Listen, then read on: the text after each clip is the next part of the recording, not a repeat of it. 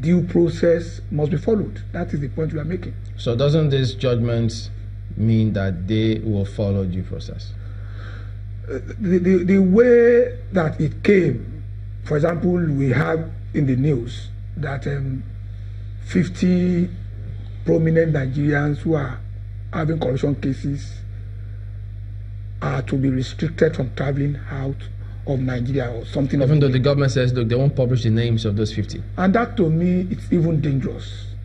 If a policy exists against you, it is better you know in advance so that you can even challenge the application of the policy to you. Because whatever happens, the law will still, the court will still be the arbiter. The executive should not be given the power of judicial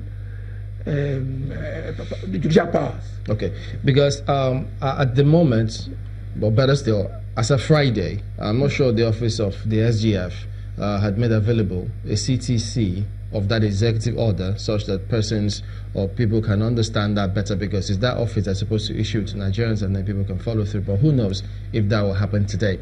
But Mr. Shittu, does this order, if it strengthens Executive Order 6, the judgment now, does it violate people's rights? Well, it depends on the perspective. This thing will be taken in context. You know, the Executive Order 6 issued by the president is not something peculiar to Nigeria.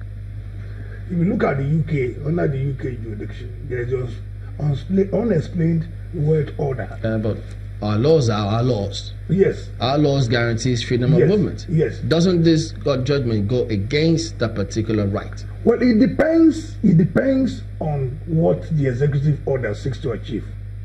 For instance, my own personal view is that I've seen that the order relates to cases that are pending in court. Yes.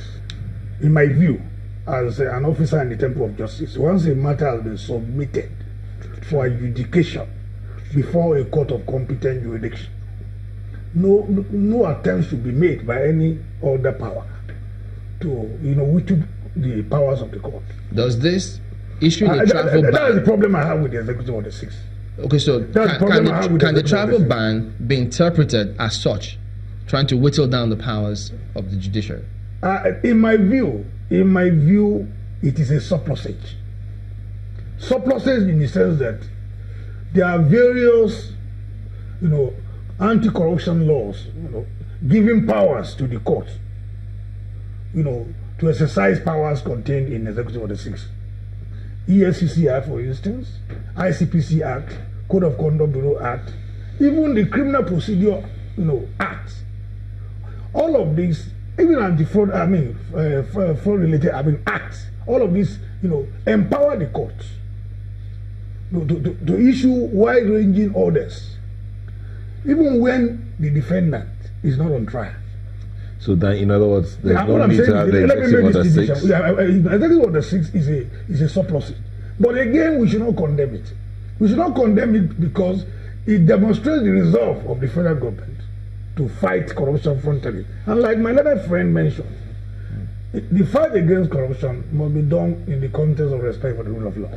So why need the surplusage then? The surplusage, I'm saying that it's not something that is strange. Even the court has even affirmed. Yeah, but from your submission. Yes. If you have several acts and several provisions with which you can demonstrate your fight against corruption, yes, why do you need the surplusage to demonstrate that? Well, the government is concerned about assets, traced to corruption being dissipated. And that's the objective.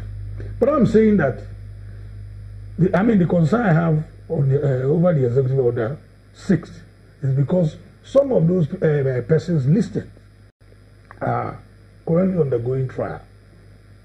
And then such applications could be made before a court of competent jurisdiction where they are undergoing such trials. Okay, if the state is opposed to their going out abroad, an application could be made. And if they want to go abroad, they could apply to the court. Some of them, their passports have been seized already.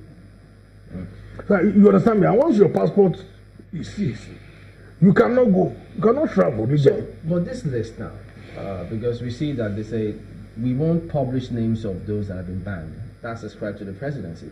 But you said that makes it all the more dangerous. Yes. How? reason is that if any government policy will affect your rights, it is better that you know in advance, so that it doesn't fall into a situation where you will want to travel today, and it is then that you will know that your name is under a particular list.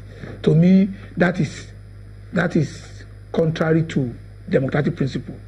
Whatever affects you negatively, you must know in advance, so that whatever step you will take, going before the court or some other means, you take legally, so that you challenge whatever is said is applicable to you based on the content of whatever list is published. But if they publish those names, yes, wouldn't they be liable to certain things? Because the people say, listen, why are you publishing my name? I've not been found guilty of anything. Won't they challenge them because they say, look, you're publishing my name has put me in public ridicule? Let me tell you what I know and what Nigerians know. A lot of people were accused of corruption. They proceeded to refund money. To me, that is confirming what is stated. So you cannot say your name was published for nothing. Some of you are charged. The truth of the matter is that until conviction, you remain innocent. Yeah, but that even reminds me, because Sarah had gone to court at the time.